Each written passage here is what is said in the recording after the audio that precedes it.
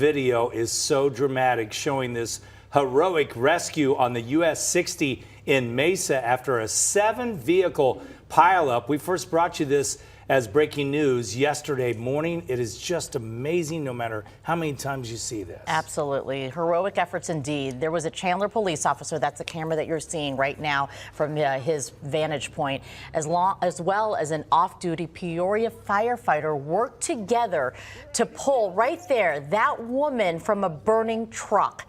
David has been tracking the story all morning long and is joined by that firefighter this morning. Hey. Scott, good morning. Yeah, I'm joined by Asa Paguia, a Peoria firefighter, who just yesterday, around 24 hours ago, Asa, you were driving into work until you saw something. Tell me what was going through your mind when you saw that car fire. Yeah, so I was just driving into work in my normal route that I go to work, and I happened to see that a car was on fire. Curiosity naturally got to me, but as I pulled by, I noticed that there was some bystanders and a police officer, and they were really trying to get someone out, or what appeared like someone was in there. So I realized I had my gear with me and decided I'd try to stop and help out. So. Yeah, is that something you always do, drive into the station with your gear in your car? Is it always there? A lot of people are wondering while you're already suited and ready to go. Yeah, so actually I just happened to work an overtime shift the day before that, and it was a partial 10-hour shift. And so I went home after that 10-hour shift and had my gear with me. We don't always keep our gear with us unless we're a rover or working overtime, so I'm really grateful that I happened to have that gear with me that day. So. And Asa, I just showed you before we hopped on here, but we want to show you a video of the crash again that happened. This is the moment a cement truck on the 60 westbound Val Vista just crashed right into this truck. And you said when I showed you this video that you've never seen a car go up quite that quickly in flames.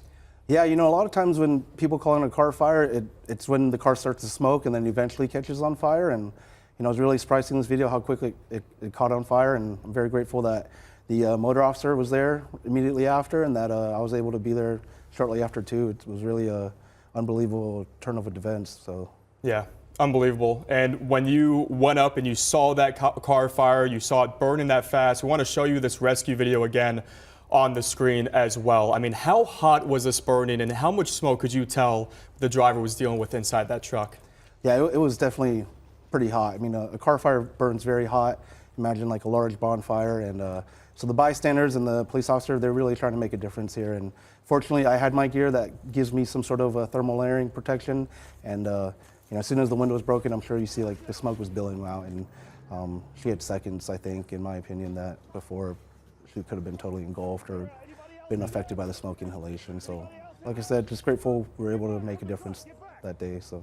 Just unbelievable. Asa, I mean, is anything going in your mind in that moment when you see someone inside of a burning car and knowing that that smoke is so heavy that every second matters? Yeah, I mean, for us firefighters, I think the biggest thing in our mind is that it's time to go to work, and we just want to make a grab and effect a rescue. We do this because we want to help people, and when you have that situation, there's nothing else on your mind but getting that job done. So. Yeah, Asa, we know your family is watching, your fellow firefighters. Yeah. What's this been like for you to have all the cameras, all the attention on you? We know every day you do so much great work, but something like this obviously deserves a lot of attention. A lot of people calling you hero this morning, Asa. I know you smile and you laugh, but what's this been like? It's been overwhelming, but my family's very proud, and I'm proud to be a role model for my children or give them something to be proud about. And then I've got my fair amount of razzing from the guys from the station. So. Yeah, I got 12 guys at my station, and I owe them a lot of ice cream too. So. That's right. Anytime a firefighter is seen on TV, you got to buy someone ice cream. So you said you got to buy a whole bucket for those 12 guys.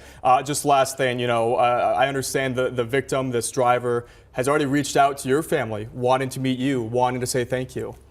Yeah, she had reached out to my wife, and I believe the police officer's wife, and which is expressing her gratitude, and she requested to potentially meet us, and maybe that's something that can happen in the future. So. We sure hope to be there. I know you're sick of the cameras. Asa, thank you so much. Thanks.